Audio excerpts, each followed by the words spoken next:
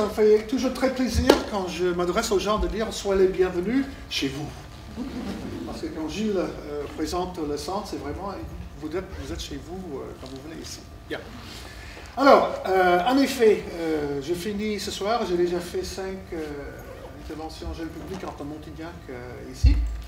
Ce soir, on finit encore une fois dans cet auditorium au PIP. Et puis, pour cet après-midi, dans un premier temps, on s'est dit ça serait peut-être intéressant de faire une rencontre entre les intervenants, les artistes du festival, et des personnes qui pratiquent le conte d'une façon ou d'une autre, professionnelle ou pas.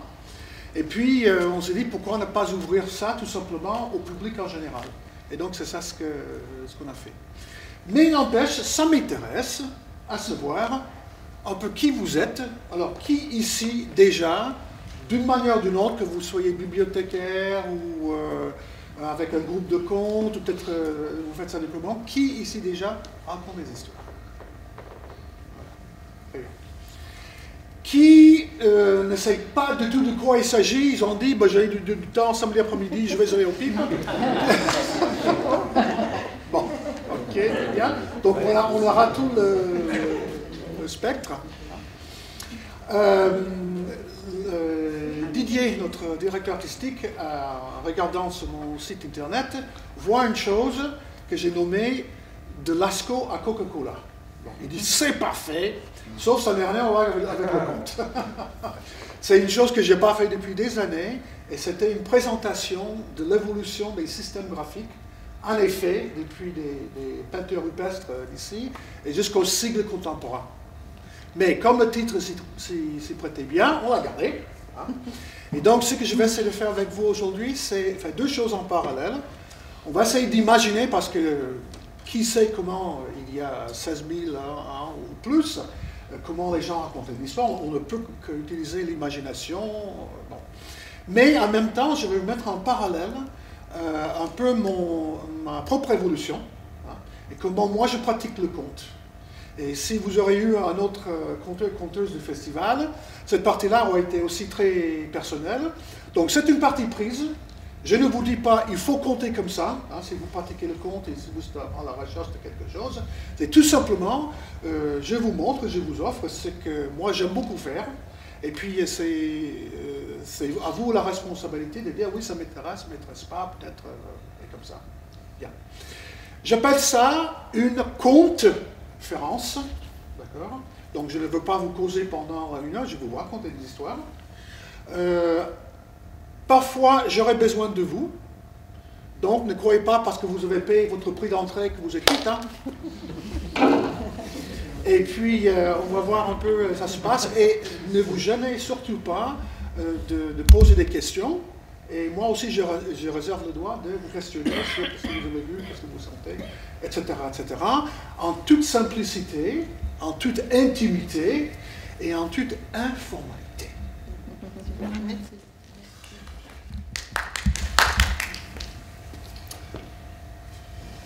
Et comme on est ici dans un lieu où on entend souvent que tout a commencé, eh bien je commence par vous raconter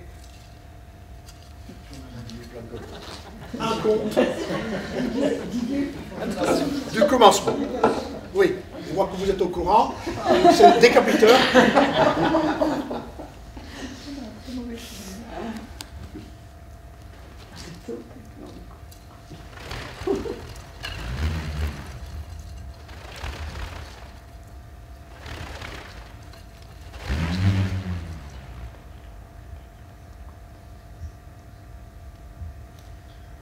Au début des choses, il n'y avait rien. Pas de montagne, pas de rivière, pas de bois, que le vent. Le vent qui soufflait dans tous les sens, le vent qui balayait cette terre désespérément vide. Et puis un jour, le vent se sentait bien solitaire. Il disait, j'aimerais bien avoir quelqu'un avec qui je peux partager tout ceci. Et le vent part au nord, ramasse une poignée de poussière noire, vient au centre de la terre, commence un petit tas. Part à l'est, prend un peu d'argile de terre jaune, mélange au noir. Au sud, avec un peu de rouge, et à l'ouest, avec un peu de blanc. Et puis le vent crache sur ce petit tas et commençait à malaxer pour faire une pâte à modeler. Et puis le vent commence à sculpter cette pâte comme seulement le vent sait faire. Tout en tournant, tout en tourbillonnant. Et le vent monte et fait des pieds, des chevilles, des genoux, des cuisses. Et monte tout en tournant, tout en tourbillonnant. Là, le sexe, le ventre, la poitrine, les épaules. Le vent monte dans la tête, place chaque cheveu à sa place. 2 yeux, 2 oreilles, un nez, 32 dents comme il faut. Et puis le vent se divise en 2 parties pour faire les 2 bras. Et tout en tournant, tout en tourbillonnant, fait des coups des avant-bras, les poignets. Et arrivé dans des mains, le vent se divise en 10 petites parties pour faire des doigts. Fait chaque doigt comme il faut, chaque articulation, mais avant de quitter le corps, le vent s'attarde sur chaque bout des doigts et fait une petite danse, en tournant, en faisant des pirouettes, et puis chou, le vent quitte ses créations pour l'admirer.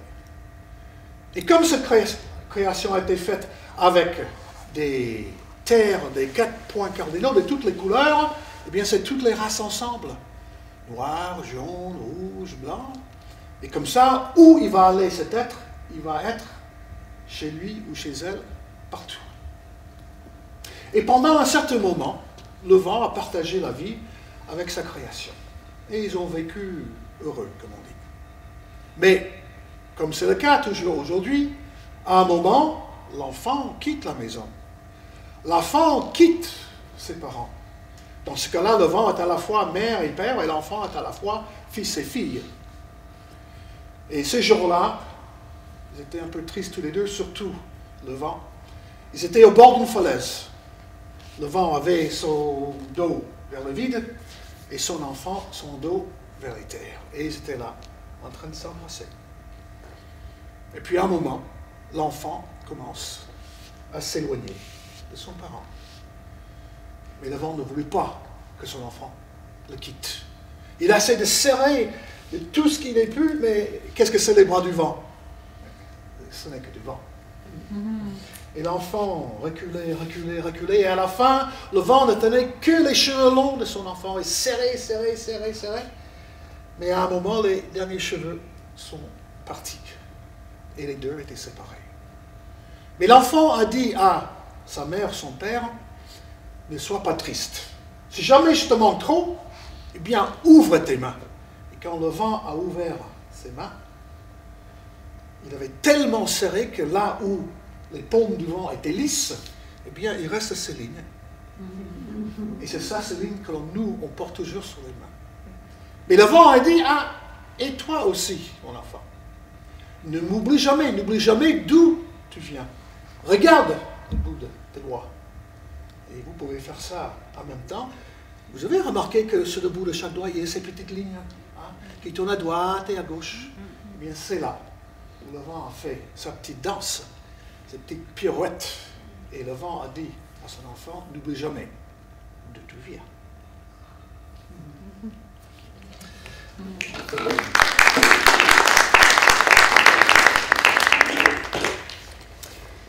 Vrai, pas vrai? Première question. C'est une introduction du conte sur l'île de la Réunion. Vrai, pas vrai. Et c'est un peu comme le cric-crac, vous connaissez ça un peu? Non. Donc, il y a plein de choses comme ça. Vrai, pas vrai? Vrai. Quelqu'un qui est connu à la fois comme conteur et écrivain, c'est Henri Gogo. Vous le connaissez peut-être. Et Henri Gogo a dit un jour, même si une histoire n'a jamais eu lieu, ça ne veut pas dire qu'elle n'est pas vraie. Qu'est-ce que ça veut dire? Si les faits réels n'ont jamais existé, on peut toujours, parfois, en tirer une conclusion, leçon, réflexion, etc., etc. Donc c'est un faux problème. Enfin, un faux problème. Alors les enfants disent, ah monsieur, est-ce que tes histoires, c'est vrai ou pas vrai? Eh bien, moi j'aime bien prendre de de cette manière-là. Vrai, pas vrai? Vrai. Vrai. Et cette histoire d'introduction de conte, depuis que je raconte plus de 3 décennies, moi j'ai découvert à mon premier festival de conte qu'on pouvait dire autre chose pour entrer et sortir du conte que tout simplement il était une fois. Alors, je vous pose encore une question. Qu'est-ce qu'on peut entendre? Qu'est-ce que vous avez lu ou entendu? Qu'est-ce qu'on peut dire au début du conte? À part il était une fois. Du temps où les tigres fumaient la terre. Ah, il y a quelqu'un qui a sur mon titre. Ça date de ce jour en mon. C'est une introduction coréenne. Voilà. Du temps quand les tigres fument. D'ailleurs, je le commence en disant, quand cette histoire s'est passée, ça fait il y a bien longtemps, à cette époque-là, les femmes avaient la barbe et les hommes avaient des seins. À cette époque-là, les gens, ils mouraient jeunes parce qu'ils naissaient vieux. À cette époque-là, les gens marchaient sur leurs mains et mangeaient avec leurs pieds. À cette époque-là, c'était des êtres humains qui vivaient dans des arbres et des animaux dans des gratte-ciel. C'était du temps quand les tigres fumaient la tigre. Donc, il y a des introductions facétieuses, si on peut dire comme ça. Bien. Autre chose? À part, il était une fois, et puis, je sais pas, Je vous parle d'un temps, mais Je vous parle d'un moins de 20 ans. temps quand? Je vous parle d'un temps que moins de 20 ans ne peuvent pas connaître. Ah, ouais, ok.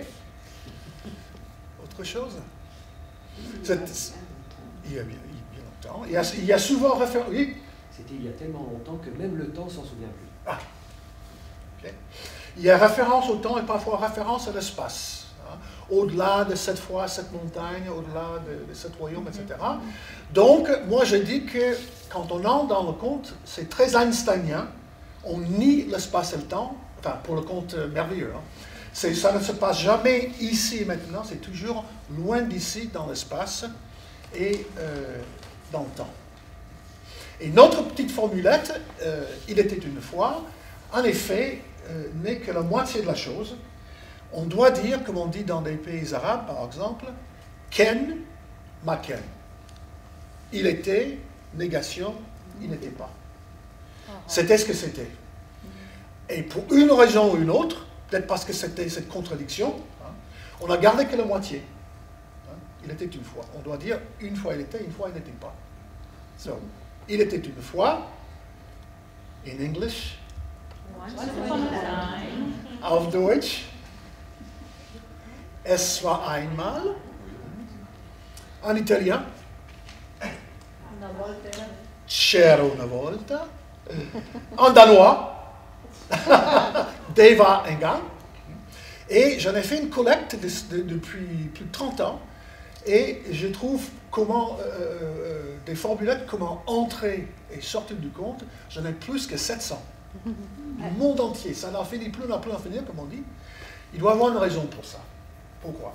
Parce que, comme j'ai dit, on raconte aux petits. Combien d'enfants, quand on raconte Chaperon Rouge, quand on dit, le loup lui a dit, monsieur, les loups ne partent pas. On n'entend pas ça. Parce que, on a dit, il était une fois et tout est permis par la suite. Tandis que si j'arrive aujourd'hui, je dis, bon, ben écoutez, je vais vous raconter une histoire. Aujourd'hui, en venant, j'étais dans ma voiture et il y avait une petite souris sur le bord de la route. J'étais en train de faire l'autostop. Hein. Je l'ai fait monter, il a mis sa ceinture, ils m'ont dit, toc toc, il y a encore un compteur, quoi. Vrai, pas vrai? Ouais. Donc, cette petite formulette, c'est une porte d'entrée. Et puis, en sortant, il ne faut pas croire que tout se passe merveilleusement comme dans le conte de fées. D'ailleurs, pour sortir parfois des contes en Sicile, moi j'ai la famille qui vient de la Sicile, on dit questi della storia sono felici e contenti. Ceux dans les contes de fées, ils sont heureux et contents. Ma noi qui che non avevamo niente, mais nous ici qui n'avons rien, ma noi qui che puliamo i denti. Il ne nous reste que de nous sucer les dents. Bien. Donc pour moi c'est très important, j'aime bien préparer l'entrée et sortie de conte, c'est une façon de faire connaissance avec des gens. Et je fais mes petites installations et tout ça. Aujourd'hui je suis ici au PIP, parfois maternelle ou scène nationale, mais je prends toujours le temps pour préparer tout ça. Juste une petite question. Je sais que le livre sur les formulettes avait été édité. Oui. Est-ce qu'il est dispo? Il est- Toujours pas? Ou il est revenu Non, dispo? il n'est pas renouvelé. Par contre, si tu vas sur ApplePie, Apple comme appel, .pie comme une paille, il y en a pas mal. C'est un groupe dans le sud de la France, D'accord. PACA, qui a demandé. Oui. Il y en a pas mal. Et il est question que je leur mette aussi ailleurs. Donc on peut en trouver pas mal sur ce site-là. Et sur ApplePie, ton site aussi? Et sur ton site? non, Non, non. tu n'as pas ça. D'accord. si ça vous intéresse. Merci, hein, parce que c'est très important pour nous d'avoir, voilà, de soigner aussi tout ça. Bien. Donc voilà, on est au commencement des commencements. Hein, ça, on est dans le Dieu, ce qui s'y prête parfaitement. Bien. Je vous pose une question. C'est vraiment, comme j'ai dit, de l'imagination. Comment est-ce qu'on peut supposer, si on avait vraiment toute liberté, comment, à votre avis, est-ce que des premières histoires ont été racontées? Qu'est-ce qui vous passe par la tête quand vous dites « Ah, les histoires, on les raconte depuis des temps immémoriaux, tout ça », mais bon, ça a dû avoir un commencement quelque part. Alors, imaginons-nous Lascaux, pré-Lascaux, même avant. Il n'y avait pas tout ça, il y avait autre chose. Comment est-ce qu'on peut imaginer que des histoires, tout à fait au début, ont été racontées et pourquoi vous pensez comme ça? Pour les enfants, Alors, j'entends pour un public particulier. Hein. Moi, j'imagine des mimes, beaucoup de jeux avec les doigts et Et- avec des ombres chinoises. Et pourquoi est-ce que vous dites ça? Parce qu'il y avait du feu, et il me semble qu'il devait y avoir la lumière du feu, et je vois ça comme ça, mais je ne sais pas pourquoi. Mais il me semble que ça devait bouger. Donc ça suppose que des histoires n'ont pas été racontées pendant la journée. Oui. Oui. Forcément, un moment où le groupe était en sécurité et au calme. Oui, mais on ne va pas, s'il y a des gens qui risquent d'attaquer, on ne va pas s'amuser. Ok. Donc peut-être pour un public en particulier, peut-être une partie de la journée, la nuit plutôt que la journée, il faut qu'on sente bien, hein, en sécurité, pour une transmission aussi, de... de faits passés, de faits antérieurs, Mais justement, transmettre quoi? à travers une histoire enjolivée. Des scènes de chasse. Oui, Ok. ouais. Donc pas simplement des histoires merveilleuses, mais des choses pratiques. Pour la vie de groupe aussi, pour rendre aussi un système de vie collectif, pour apporter un peu, je sais pas, l'imaginaire par exemple. Ou un peu de réflexion, un peu de philosophie. Ok. Donc moi j'entends aussi de différentes possibilités. Bon, c'est des choses pratiques, des choses plus de réflexion, des cohésions sociales. Pour éduquer. Pour éduquer. Mais essayons de nous concentrer sur la manière dont Madame pense que c'est peut-être pas mal avec les gestes. Pourtant, ils avaient une voix. Oui, Là, on peut oui, supposer qu'ils avaient une voix. Et des animaux ont une voix. Ils ne s'est pas articulés comme les nôtres, mais bon. Parlait-il Par, Parlait-il? Est-ce qu'il parlait? moi, j'ai toujours entendu que vous savez qu'on arrive à apprendre le langage des sourds aux singes et aux chimpanzés. Parce qu'ils n'ont pas l'appareil vocal pour articuler. Et nous, êtres humains, à un moment, on n'avait pas non plus, on avait des choses à exprimer, mais on ne pouvait pas faire passer par la bouche, on n'avait pas la précision pour revenir et dire la même chose 2 fois de suite, clairement. 120 000 ans. Les paléobiologistes disent que ça c'est apparu vraiment avec la déformation du crâne et du cerveau Oui. il y a à peu près 120 000 ans. Ok, voilà. Donc avant, est-ce que les gens, certainement les gens avaient des choses à dire, les animaux ont toujours des choses à dire. Hein. Ils parlent, si vous avez un animal C'était peut-être domestique. par la danse aussi. Ok, peut-être la danse. Hein. Autre chose? Puis le mime, la danse c'est le mime de tel animal, jouez-le.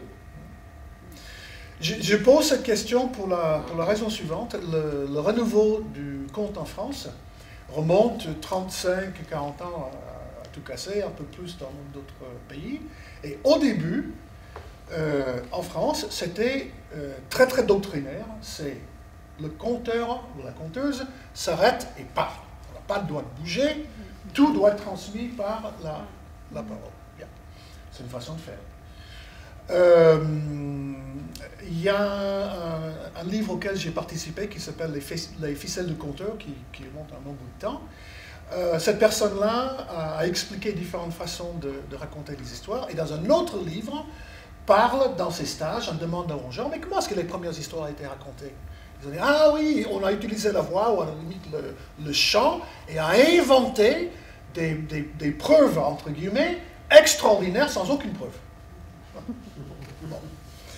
Donc, comment au début, finalement, on ne peut que supposer. On sait qu'on a quelque chose à dire et on cherche un moyen pour le dire. On peut pas évacuer les graphismes, évidemment. Mais bien sûr que non. Et en préparant ça déjà cet été, il y avait un numéro d'Archéologia qui parlait maintenant que ce qu'on voit dans des peintures rupestres, c'est pas simplement jeté, chaque fois qu'il passait, ah, tiens, c'est pas des graffitis, c'était des scènes, des narrations, encore une fois, supposition. Enfin, on compare avec aujourd'hui ce qu'on peut trouver, et donc, déjà, on a deux images, et ce n'est pas deux images qui sont mises là par hasard, ça veut dire déjà quelque chose, même si on ne peut pas exprimer forcément par la voix. Donc on cherche toujours une sortie quelque part. Et moi, vous savez, on nous dit que le fœtus dans le ventre de la femme passe par toute l'évolution du poisson, de l'amphibie, et ensuite devient un être humain, mammifère, et sort. Yeah. Et pour le vue psychologique, l'enfant en grandissant passe aussi par tous ces stades d'expression. Et moi, je ne sais pas vous, j'adore regarder un enfant qui, à la maternelle par exemple, ou un plus jeune, qui va faire un dessin ou une peinture. Et il n'est pas là. Là, il danse, il chante, il vient avec les copains. C'est tout l'être qui est là pour cet être humain. Et j'aime bien me donner, moi, comme modèle de conteur, ce type de personnage qui est absolument, coûte que coûte, on veut faire communiquer ce qu'il a à dire. Et en utilisant ce qu'on avait déjà dit, la voix, le chant, le geste, le dessin, etc., etc. Alors, donnez-moi vos deux mains. Vous les mettez ensemble.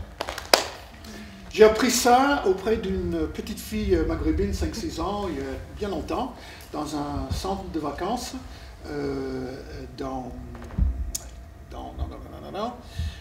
Lyon. Voilà. Fais avec moi. Toc, toc, toc. Toc, toc, toc. Qui est là? Qui est là? C'est moi. C'est moi. Entre. Oh. Bonjour, monsieur. Bonjour, madame. C'est mignon. Histoire. Tout y est. L'entrée en compte, le suspense qui est là. Ah, ben c'est toi, viens. Et, bon. Quelque part, une chose aussi simple, par la formidable créativité et imagination de l'être humain, va devenir un jour, j'exagère peut-être un peu, l'Odyssée. Mais ça va commencer comme ça. Et je dis toujours aux enfants, on peut toujours faire quelque chose parce qu'on a dit jouer. Je ne sais pas comment c'était ici dans le temps, quand on va acheter un terrain, où on va échanger des biens, on tape, c'est ça? On tape là. Bien. Donc on tape dans la main. Ok? Bien. J'aimerais bien que vous vous retourniez les uns aux autres et que vous touchiez. Faites-vous connaissance.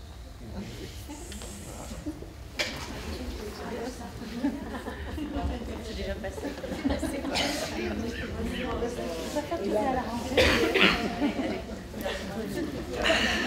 On va faire double. Et c'est la façon de faire dans le temps au Danemark. Je vous dis Danemark parce que la mère de nos enfants est danoise, donc j'ai passé pas mal de temps là-haut, donc je prends ça. Ça, c'est la façon de faire au Danemark. Bien. Tu t'appelles Pierre. Bien, Pierre. On voit comment ça se développe. Bravo Pierre. Bien. Alors, je n'explique rien, on va faire quelque chose ensemble. On tend la main, ok, mais au lieu de serrer la main, on va passer les mains dos à dos. Okay. Ensuite, on bascule la main vers l'extérieur et en bas, on se retrouve les 2 pouces. Okay. Et ensuite, on glisse et là, enfin. Alors, il y a l'histoire. J'ai un ami allemand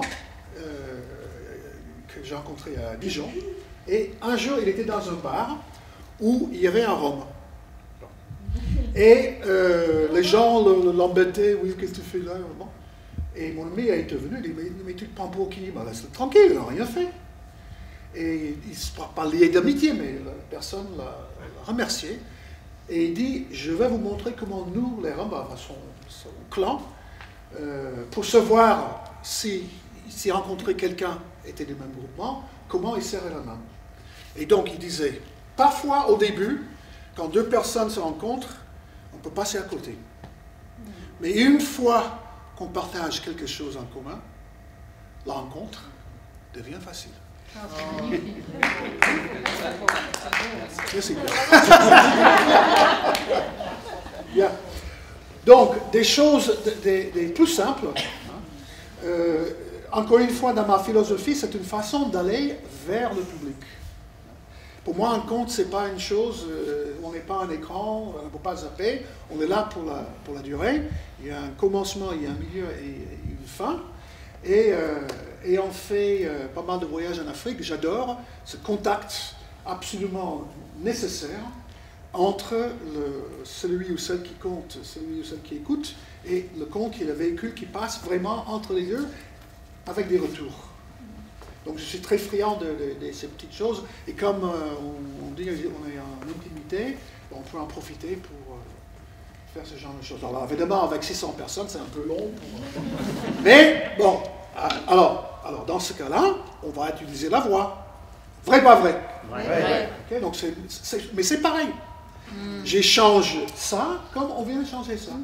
Mais dans le fond, c'est cet échange qui compte et qui prend différentes formes. Encore une fois, c'est ma façon de voir. Hein. Donc, il y a des conteurs qui ne me dérangent pas. Moi, j'ai des choses à vous dire. C'est très bien. Moi, j'adore écouter, transporter, et je vous parle de mes préjugés. Bien. Alors, comme on va dire la façon très répandue dans le monde, c'est quand même d'utiliser la voix pour raconter. Et ceci sous-entend que si on est quelque part en Asie, on ne comprend pas ce qui est dit, on ne va pas pouvoir comprendre l'histoire. Enfin, pour un groupe donné, le conte est raconté dans une langue donnée. Donc, il y a compréhension. Tiens. Je vais vous proposer différents sons, mots, et je vous demande tout simplement que vous me les répétiez. D'accord? Agou. Agou. Agou. Choro, choro. Choro, choro. Itiwana. Itiwana. Echu. Echu. Xipe. Xipe. Agou. Agou. Choro, choro. Choro, choro. Itiwana. Itiwana. Echu. Echu. Xipe. Xipe. Je fais exprès de ne pas vous expliquer de quoi il s'agit. D'accord? Bien. De ces 5 mots, hein, Agou, Choro, choro, Itiwana, Echu, Xipe, est-ce qu'il y a un son qui peut-être vous chatouille l'oreille un peu plus que les autres? Comme ça. Qu'est-ce qui vous plaît dans ces 5 mots? Ça vous, ben, les autres vont dire d'autres choses, ça vous que je... Tu m'as entendu? Choro, choro. Bien. Prenons choro, choro. Bien. Vous me donnez tout simplement le premier jaillissement. C'est une langue étrangère. Vous essayez d'imaginer. Qu'est-ce que ça veut dire? Choro, choro. C'est quoi? Choro, choro. Salut, bonjour. Salut, bonjour. Choro, choro. Ok? Petit à petit. Petit à petit. Choro, choro, il a fait son choro. Okay. Bien. Autre chose? Shoro, shoro. Chaud, chaud. Dépêche-toi. Dépêche-toi, shoro, shoro. Si c'était quelque chose de très concret, hein, parce que là, c'est déjà, on a fait le saut de dire c'est une action tout ça. Très concret. Est-ce que c'est, je ne sais pas, une pierre, un arbre? Un poisson. Les marrons. Des marrons.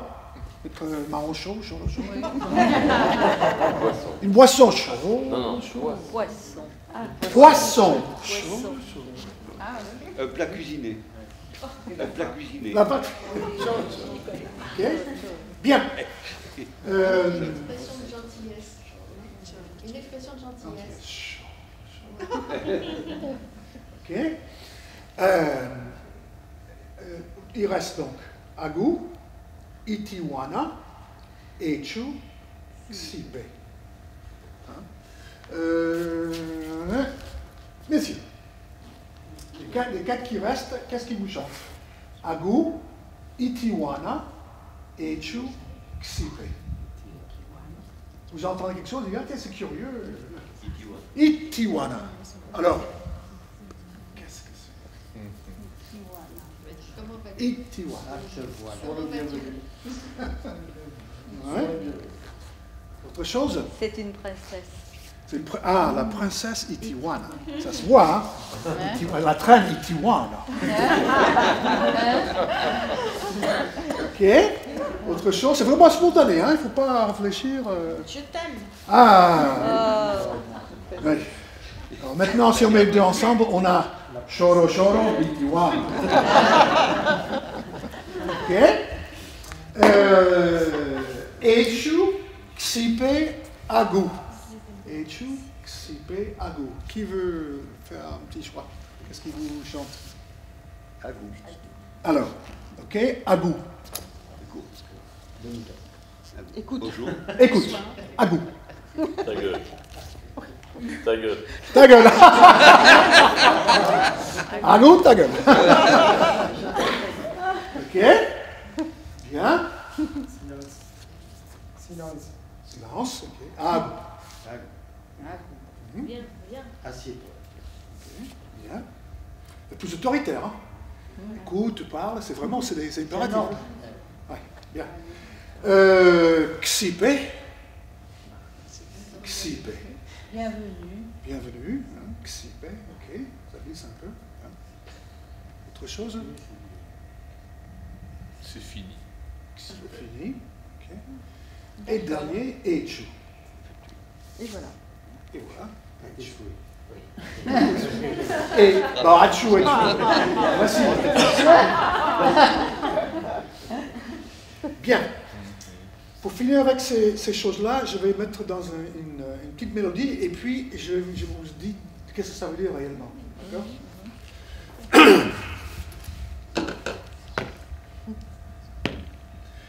Agu,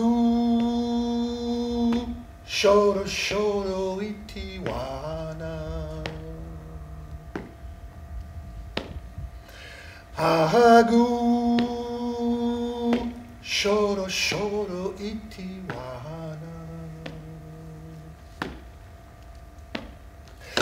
Agu, shoro shoro itiwana. Xipe Echu. Agu,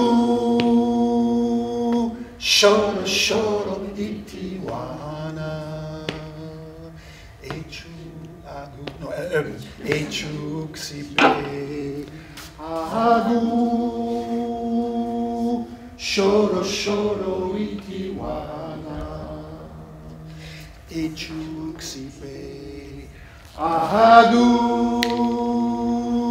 shoro shoro itiwana. Echu, Xipe. Dernière fois. Agu, shoro shoro itiwana. Echu, Xipe. C'est un chant. Pourquoi faire? Pourquoi est-ce qu'on va chanter ou où est-ce qu'on va entendre ce chant? Où? Un chant de travail.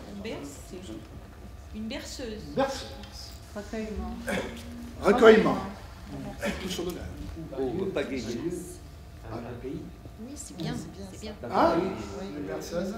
Alors, un champ d'esclaves comme... un champ d'esclaves. Pour pagayer sur une rivière. Bien. Alors, pourquoi est-ce que je vous ai amené dans tout ceci? Bon, déjà, qu'est-ce que ça veut dire? Agou, c'est un mot d'une langue du Congo et ça veut dire le départ. Agou. Souvenez-vous bien, bon, vous étiez avec une chose très autoritaire. Tais-toi, écoute, assieds-toi. Choro choro, c'est un mot qui provient de l'Indonésie et c'est la souris qui trottine. Choro choro choro. C'est mignon. Et vous avez aussi des... C'est pas ça évidemment, hein, mais ce n'était pas une chose qui glissait. Bien. Itiwana. Alors là, c'est très... Garifuna. Non, c'est langue quechua de la Cordillère des Andes. Et c'est un concept très philosophique. Et ça veut dire là où l'espace et le temps se croisent. Echu, non, c'est pas quelqu'un qui éternue. Echu, c'est le dieu Yoruba de l'incertitude. Normalement, quand on est dans un problème, si on est croyant, on prie son Dieu, il dit aide-moi, mais là, c'est. Il fout le chaos, quoi. L'incertitude. Et Xipe, c'est peut-être le plus. Hein, c'est le dieu aztèque de la flagellation. Il y avait une petite statuette. Et quand on voudrait que quelque chose arrive, bonne récolte, on foutait, c'est le dieu de la flagellation.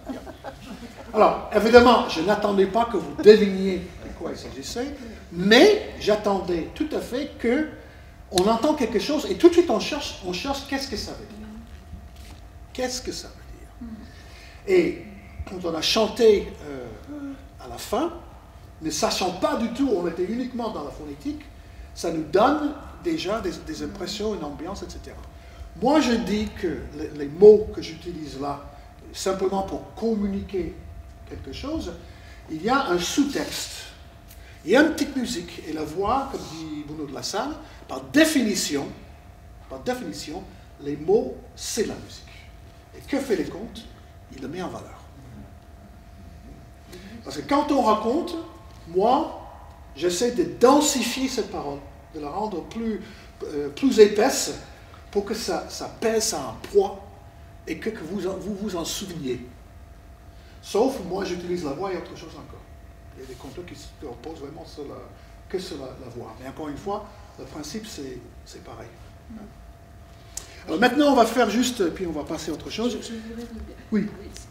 Ce que vous nous dites, c'est que sous la sonorité du mot, il y a une force en dessous, enfin quelque chose, voilà, qui correspond à une réalité, enfin... Ou autre chose, de toute façon. Voilà.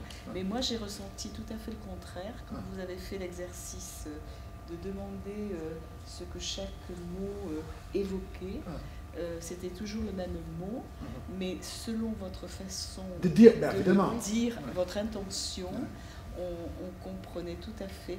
Et madame, sur le dernier mot, vous avez dit le dernier mot sur un ton qui voulait bien dire « et voilà », vous avez dit « et voilà ». Donc, c'est un peu contradictoire, non? Oui et non. Moi, je dis que c'est une interférence positive. Et justement, j'ai encore 3 mots à dire, et vous allez voir pourquoi. D'accord? J'essaie de trouver ça. Mais je peux comprendre que... Oui, pardon. Je peux comprendre. Oui, je peux comprendre en effet que ça, c'est... Si on dit... Agou? Agou! Évidemment. D'accord? Donc, il peut avoir... c'est pourquoi il faut essayer de rester un tout petit peu dans un premier temps dans la neutralité. Hein? Mais au fond, vous voulez dire... Mais il se dit aussi que le caractère des enfants ou la personnalité se forme des fois sur la gutturalité ou la dureté de certaines parties du prénom. Bah oui. Parce qu'à force d'être nommé, Manon va être plus doux que Gaël. Comme ça, ça se dit. Alors, justement, cette chose au-dessus de notre tête, en français, se dit ciel. D'accord? Ciel. En anglais, sky. Et en allemand, Himmel. D'accord? Comment est-ce qu'on dit la nuit en italien? Notte. Ok, nuit, note. Et en occitan? L'onné. L'onné.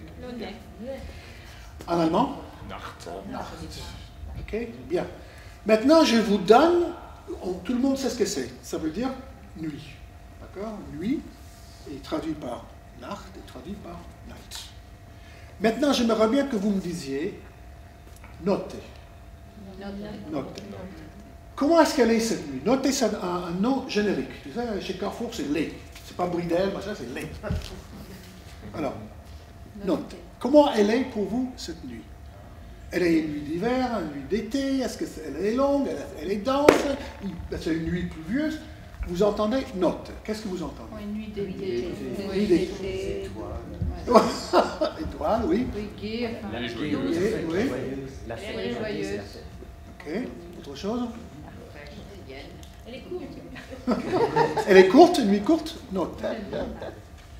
Ok. Nacht. Vraiment quelque chose Nacht. de doux, de très noir. Noir, nuit très noire, donc on passe de sensation à une couleur noire. Douce, Oui, moi. douceur, autre chose? Froide, ok, différent. Oui, Au son. noir. Ok. Night. C'est léger. Night, c'est le rossignol. Le rossignol. Le rossignol. Nightingale, peut-être. Night. Oui, printemps. Et pour vous, nuit. Ah, Nuit. sérieux, hein? Sérieux? Oh! Moi, j'entends nuit. Alors, pour revenir à votre question, d'accord? Je n'ai pas en tête ce que j'utilise habituellement, mais je fais aussi ce même type de choses, mais avec, en disant aux gens, le mot que je vais vous dire, ça veut dire nuit. Par exemple, en Bambara en Afrique, c'est sou. S-O-U, sou. Et je dis, qu'est-ce que c'est que... Mais je ne dis pas d'où ça vient, je dis simplement sou. Le fait que je dis que c'est, là c'est allemand, là c'est anglais, là c'est français, là c'est italien, Ça induit. le préjugé est là. Note! C'est pas note, c'est note! Okay. Donc j'essaie d'équilibrer dans ce sens-là. On a des préjugés, mais je ne prends pas ces préjugés forcément comme négatifs. Hein? C'est simplement une interaction. Et on peut jouer, en prendre un mot qui est peut-être mélodieux de dire d'une façon, et de le durcir pour créer un effet, pour mettre dans la bouche d'un personnage, hein, de cette manière-là. Si j'ai répondu à la... Oui. Je n'essaie pas de justifier tout ce que j'ai dit, mais simplement que, en effet, c'est vrai. C'est, comme on dit, c'est pas seulement ce qu'on dit, c'est la façon de dire. Oui, c'est l'intention. Et c'est l'intention. Mais là, j'essaie de rester au niveau de la phonétique. Et donc, en tant qu'être humain, on a cette tendance un peu naturelle à aller vers un sens, même si on ne comprend pas ce qu'il dit. Question, réflexion? Ça va?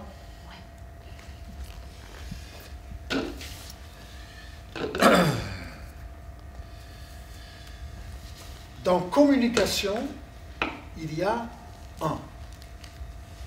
Comme un. Quand on est comme un avec quelqu'un, on communique. Ça se fait tout seul.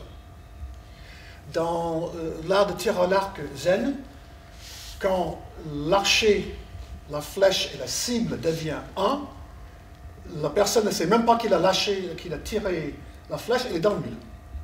Ça se fait tout seul. Et ça, c'est aussi quelque chose de très important pour moi, quand j'essaie de communiquer, ce que j'ai à dire avec les gens, c'est que je cherche cette comme un avec.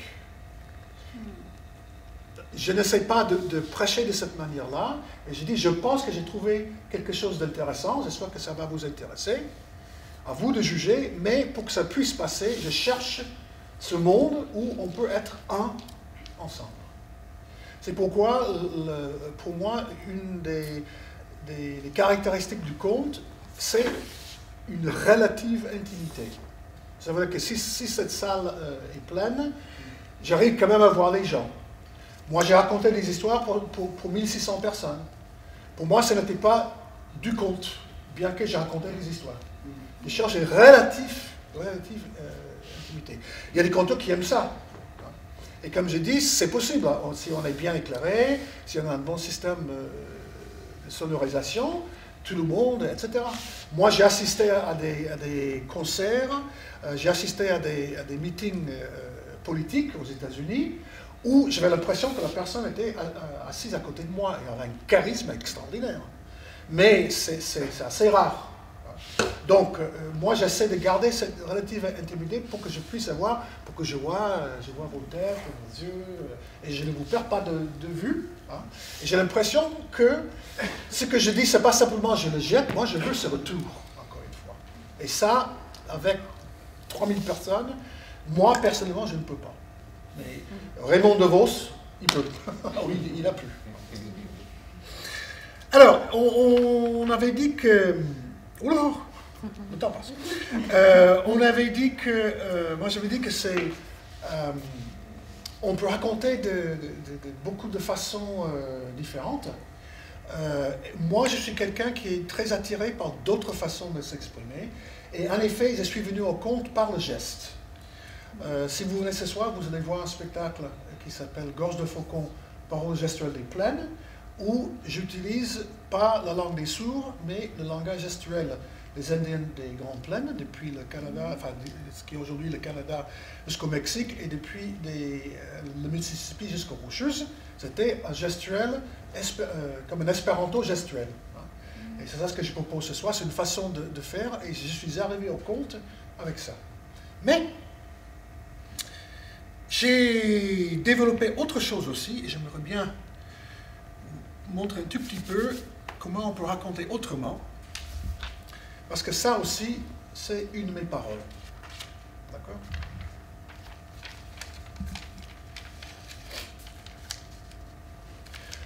L'histoire parle d'une jeune femme. Elle était la plus jeune de 3 sœurs, et elle était à un moment très préoccupée, très troublée, parce que ses 2 grandes sœurs savaient ce qu'elles devaient devenir, leur destin, tandis qu'elle, elle cherchait toujours. Elle ne savait pas comment faire. Et elle y a pensé du matin jusqu'au soir. Et puis un jour, elle marchait par un jour où il y avait beaucoup de vent, dans un bois, dans une forêt, toujours pensant, mais qu'est-ce que je vais faire? Pourquoi est-ce que je n'arrive pas à trouver ce que je veux devenir? Et là, elle voit un peu plus loin une grand-mère qui est en train d'enlever ses draps d'une corde à linge et essaie de les plier, mais il y avait tellement de vent qu'elle n'arrivait pas.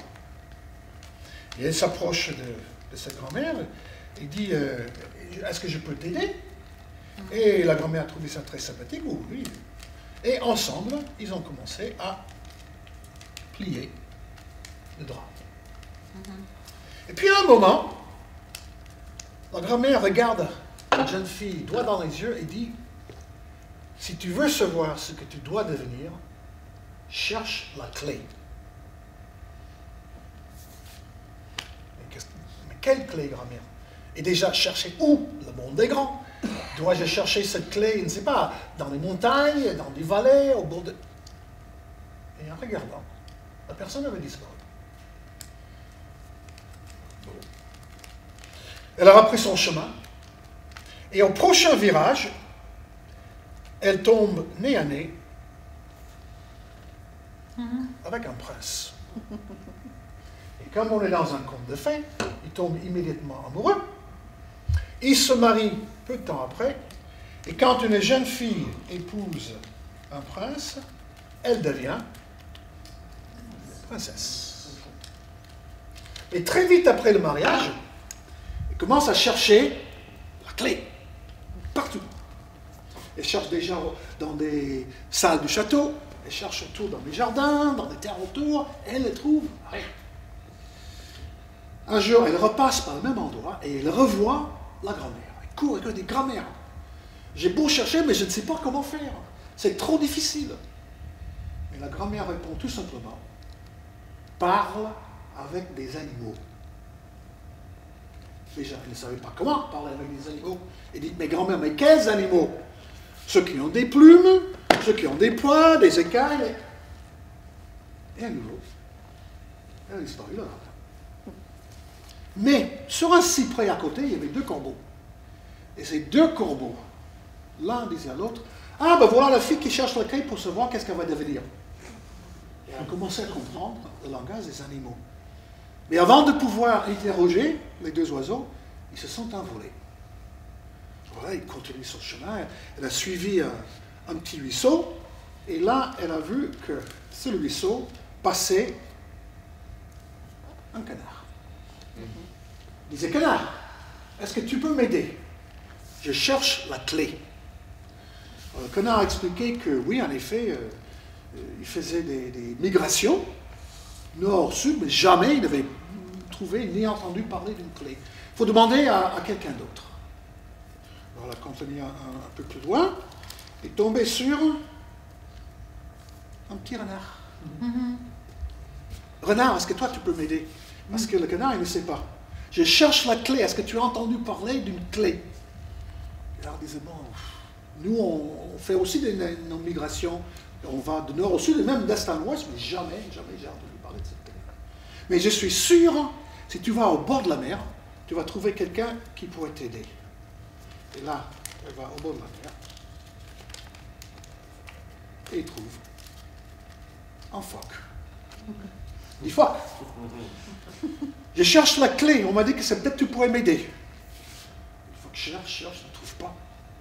Demande aux dauphins, les dauphins ne savent pas. Mais c'est une baleine d'un certain âge qui dit, ah, j'ai entendu parler d'une île volcanique, et que sur cette île-là, cachée quelque part, on parle d'une clé. Voilà, tout excité, il rentre au château et parle avec son mari, il dit, j'ai un voyage à faire, mais je reviens après. Elle va au bord de la mer, construit son bateau, et commence à naviguer. Après 3 jours de voyage, grande tempête, le mât du bateau se casse, et le bateau coule au fond de la mer. Heureusement, là se trouvait une étoile de mer. Sauve la jeune princesse et la ramène justement sur cette fameuse île volcanique. L'île n'est pas très grande, mais quand même, il faut du temps pour faire le tour. Et à un moment, elle voit une maison. Elle entre dans la maison, continue à chercher, mais elle remarque une chose un peu curieuse. Il n'y a aucun meuble dans cette maison. Il n'y a pas de chaise, il n'y a pas de divan, il n'y a pas de lit, sauf dans la dernière chambre au rez-de-chaussée, où il y avait une table. Sous la table, une boîte, et dans la boîte, la clé. Alors elle s'est dit, une clé, ça ouvre une porte ou une serrure. Et je ne sais pas si vous avez remarqué, en passant dans la maison, mais les meubles, il n'y en avait pas. Il n'y avait que des portes. Les murs étaient constitués de portes. Alors elle prend sa clé et elle commence à essayer dans chaque porte, dans chaque serrure. Mais premier étage, rien. Rien n'a marché. Elle monte à l'étage. À un moment, la clé rentre dans une serrure, mais la porte reste fermée. Monte au dernier étage, elle essaie encore, porte après porte, serrure après serrure, et enfin, bien entendu, dernière porte, dernière serrure, la clé rentre bien, et la porte s'ouvre. Il fait très sombre dans la petite salle. Au milieu, un socle, posé sur le socle, un diamant. Elle ne sait pas pourquoi. Elle prend ce diamant et elle pose sur son front. Le diamant s'incruste dans son front et elle sent bizarre. Ses deux jambes se soudent en une seule queue. Certaines histoires parlent d'une queue de serpent, d'autres d'un queue de dragon. De ses épaules poussent des ailes de chauve-souris. Et elle monte dans le ciel, cette sirène si particulière. Elle retourne dans son pays et va voir son mari, le prince. Elle enlève son diamant et reprend sa forme humaine. Elle raconte son voyage, mais se garde de parler de ce qu'elle a trouvé, son véritable destin. Et puis elle dit, mon mari, j'ai une chose à te demander. Chaque pleine lune, je vais monter dans la chambre la plus haute du château. Il ne faut que personne ne me dérange, ni toi, ni la famille. Sinon, malheur à toi. Et chaque pleine lune, elle est montée. Elle a remis le diamant pour devenir la sirène. Est-ce que ce qu'elle a dit a été respecté? Est-ce que vraiment on l'a laissé devenir ce qu'il devait être sans être vu? Ça, je ne raconte pas aujourd'hui. Mais je peux vous dire que de tous les contes en Europe qui parlent de sirènes, il n'y en a qu'une sirène qui porte un nom. Et c'est l'histoire que je viens de vous raconter, l'histoire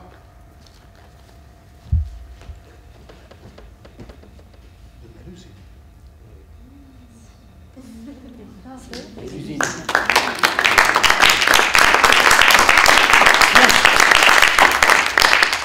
Est-ce que j'aurais pu raconter cette histoire sans papier? Bien entendu. D'accord? Mais, certainement, il y a des personnes ici qui sont très sensibles à la parole tout court. Donc, je raconte avec ma voix. D'autres personnes, bon, les enfants sont de plus en plus avec des tablettes et tout ça, plus sensibles à ce qui est visuel. Mais d'autres personnes aiment bien la manipulation. Donc, quand moi je raconte, je veux être sûr et certain pour que quand vous partiez d'ici, hein, peu importe vos sensibilités, que j'ai pu vous toucher avec cette histoire. Et donc, j'ai envie d'utiliser différentes façons de faire. Comme j'ai dit, cette histoire-là, si je ne dis rien, vous avez des images qui flashent, un peu comme Shorosho, etc. Et à mon avis, vous partez avec une histoire différente chacune. Mais en accordant les deux, hein, j'essaie de vous toucher en disant, ben voilà, on peut faire ça de différentes manières. Et ben, aujourd'hui, c'était avec une feuille de papier. Je ne vais pas trop allonger la chose.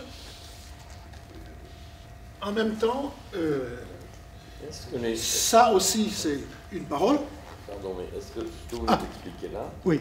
Est-ce que les mots peuvent pas être aussi dans ces registres différents? Bien sûr. Par exemple, on dit à quelqu'un, l'explication est lumineuse, elle est claire. Ou on dit, l'explication est solide. Et on ne parle pas exactement au même registre. Possible. Ou on dit, c'est limpide. Et on va être plutôt peut-être un peu comme de l'eau, etc. Vous voyez? Est-ce qu'il n'y a pas aussi des fois des choix de vocabulaire? Oui, oui, mais bien sûr. Où on peut toucher peut-être des gens du public avec leur ligne de compréhension. Si c'est le genre de question que, par exemple, vous vous posez aux autres personnes, pour moi, j'ai réussi ce que je voulais dire. Je vous donne, comme j'ai dit au début, mes préjugés. Hein? Mais, bien entendu, on peut façonner aussi cette parole orale, hein, pour avoir le même impact que moi, dont moi je sens le besoin de faire avec papier ou autre chose. Hein? Voilà. Je vais un peu clore ça, puis on peut rester encore pour discuter un peu. Ça aussi, c'est une de mes autres paroles, d'accord, que vous voyez un peu comme ça, pour faire le bol à la soucoupe, le Tour Eiffel, etc. D'accord? Bien. C'est pratiqué ailleurs dans le monde. Et là, c'est une figure, encore une fois, des Indiens Diné Navarro, et ça représente le ciel éclairé, le ciel étoilé, où chaque croisement est censé représenter une étoile. Avec ça aussi, je raconte. Hein, je vais vous faire juste un petit bout de l'histoire. J'aime bien les grands-mères, donc ça va être encore l'histoire d'une grand-mère. Cette grand-mère, elle est vraiment, vraiment vieille. Tellement vieille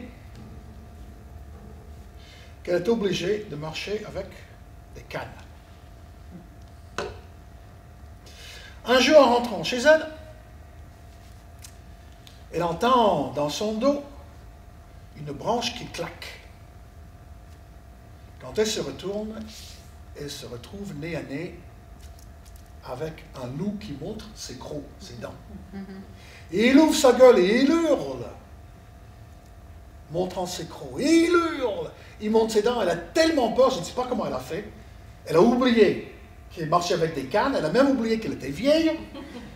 Elle est partie sauvée. Elle voulait rentrer chez elle. Elle passait devant différents animaux, la journée commençait à tomber. Elle a vu dans son trou un petit lapin qui était un peu effrayé, alors il est rentré dans son trou ne laissant que dépasser sa queue. Elle a vu dans une rivière un poisson qui est passé en nageant. Et même dans un champ, au loin, un cerf.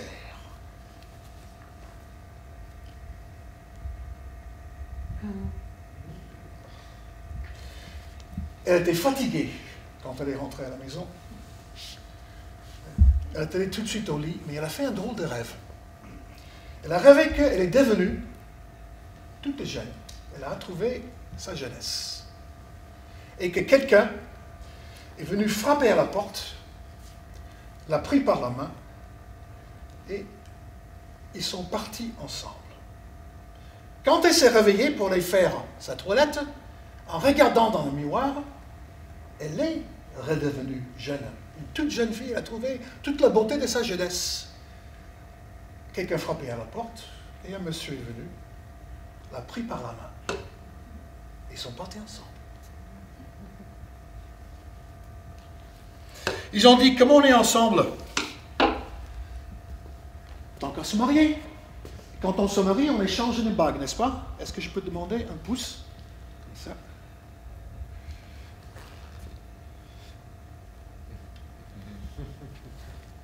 Et un pouce ici. Voilà. Que les gens puissent voir. Voilà. Ils ont fait la cérémonie de mariage. Et ils ont échangé la bague.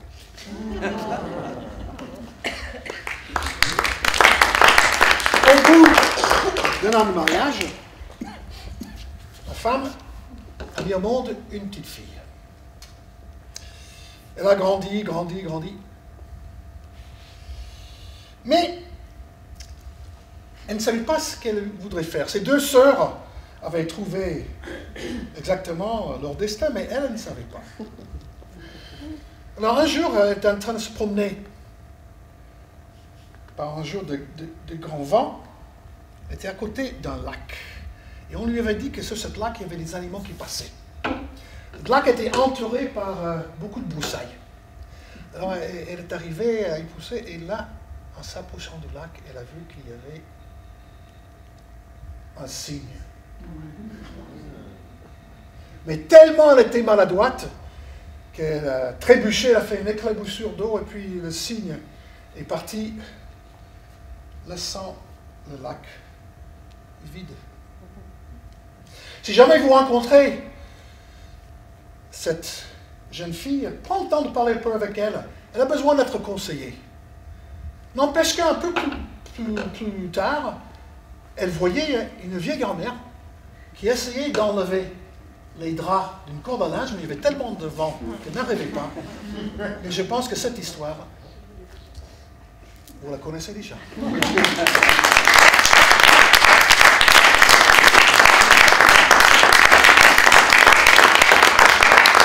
Bien. Alors, pour voir la partie bien plus gestuel. C'est ce soir à 20h30. Et autrement, on a encore un peu de temps. Si ça vous a encore évoqué des questions, des réponses, des critiques, des réflexions. C'est parce que ce que vous attendiez quand vous êtes venu par un après-midi un peu tristounet.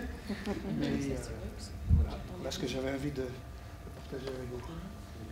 Lascaux, moi je voyais, mais Coca-Cola, je ne voyais pas ce qu'il disait.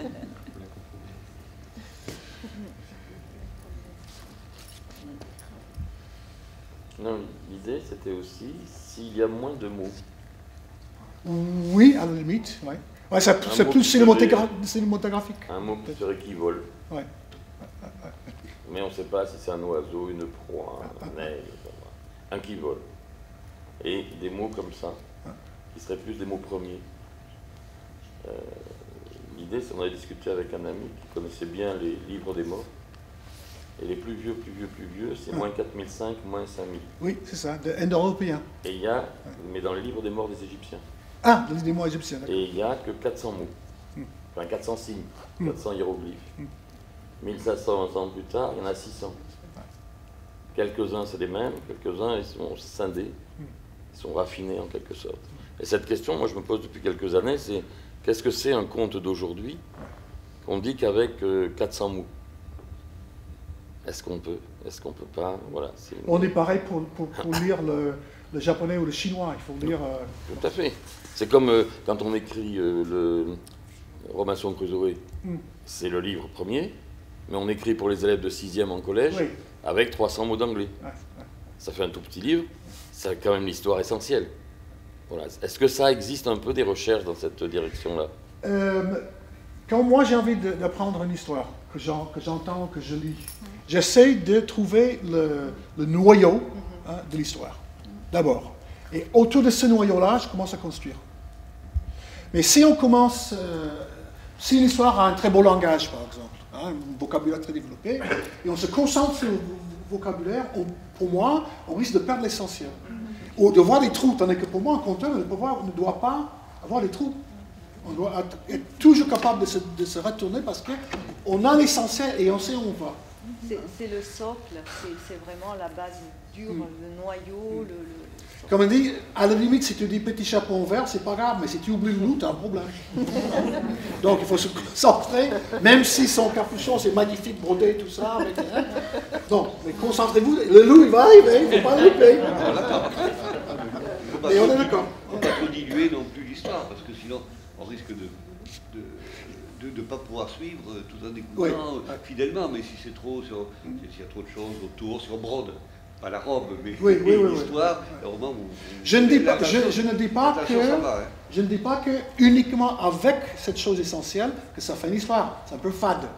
Donc il faut faire de cette histoire la sienne, mais il ne faut pas l'oublier non plus. C'est ça vraiment, c'est l'essentiel. Parce que la personne qui trouve le canard, le renard et tout ça, bon, ça fait à peu près 5 animaux, je pense, quelque chose comme ça.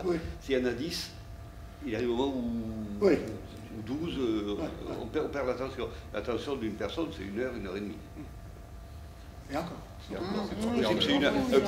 cours dure 1 heure. C'est 45 minutes. Vous n'avez pas nommé non plus vos personnages. Vous ne leur avez pas donné de nom, de prénom, etc. Il y en a dans certains de mes contes, mais là non. Ce soir, il y a des personnages à nos assonances amérindiens, par exemple, qui collent avec des gestes.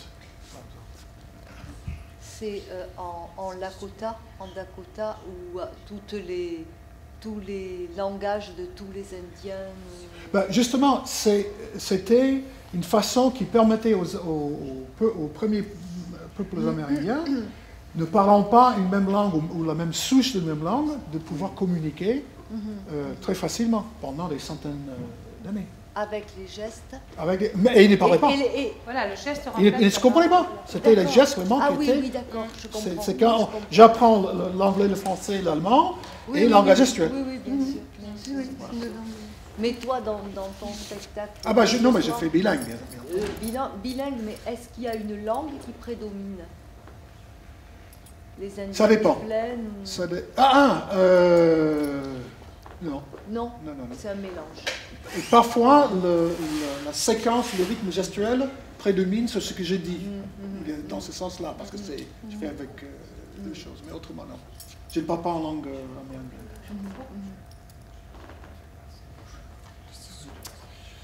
Bien, bien. Ben, merci encore de votre présence.